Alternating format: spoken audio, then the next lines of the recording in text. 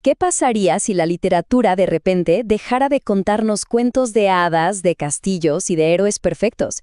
Y si en cambio se convirtiera en un espejo que nos muestra la realidad sin filtros, por más cruda que sea.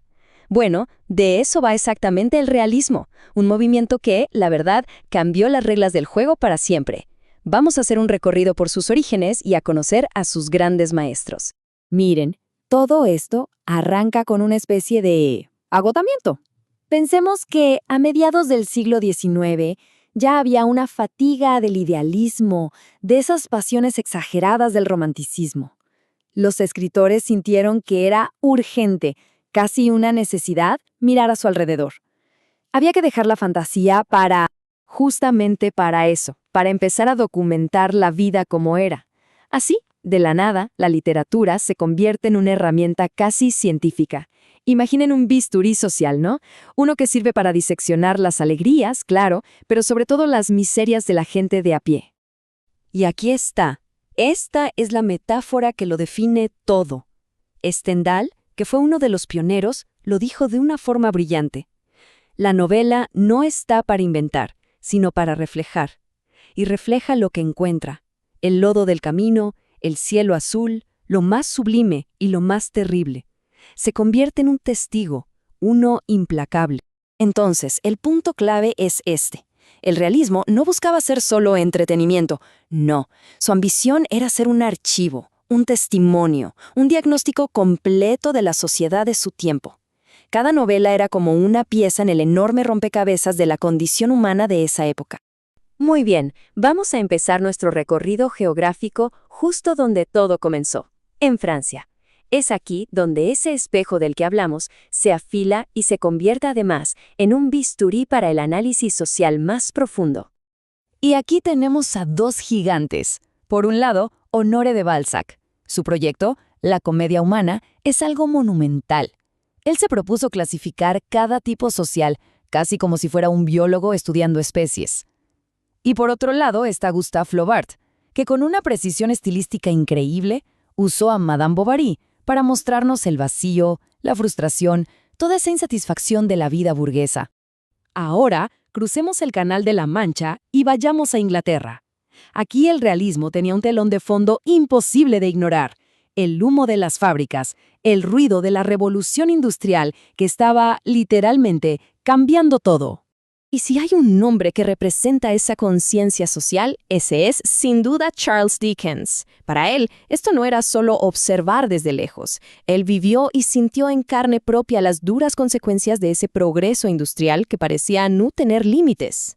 Por eso sus novelas son muchísimo más que historias. Son denuncias potentísimas. A través de personajes que todos conocemos, como Oliver Twist, le dio voz a los que no la tenían. Y así expuso la brutalidad del trabajo infantil y ese abismo gigante entre ricos y pobres en las ciudades. Bueno, viajemos ahora a la inmensa Rusia. Aquí el realismo toma una dimensión completamente distinta. En Rusia, el espejo no solo apunta a la sociedad, sino que se gira hacia adentro, hacia las profundidades más oscuras y complejas del alma humana. Fíjense qué contraste tan fascinante. Por un lado, Fyodor Dostoyevsky, que se sumerge de lleno en la psicología, en la culpa, en la redención, en la locura, como lo vemos en Crimen y Castigo. Y al mismo tiempo, León Tolstoy abre lente a una escala épica, ¿no? Usa la historia en la guerra como un escenario gigante para explorar la vida en su totalidad en obras maestras como Guerra y Paz. Dos genios, dos maneras de entender el realismo. Y nuestro recorrido termina en España, en un país que en ese momento se debatía entre lo viejo y lo nuevo, entre la tradición y ese anhelo de modernidad. El realismo, pues, fue la herramienta perfecta para hacer la crónica de una nación en plena transformación. Y en este escenario, la figura indiscutible es Benito Pérez Galdós. Se podría decir que es imposible entender el Madrid y la España de esa época sin haber leído a Galdós. Él fue simplemente su gran narrador. Galdós observó todo con una agudeza impresionante.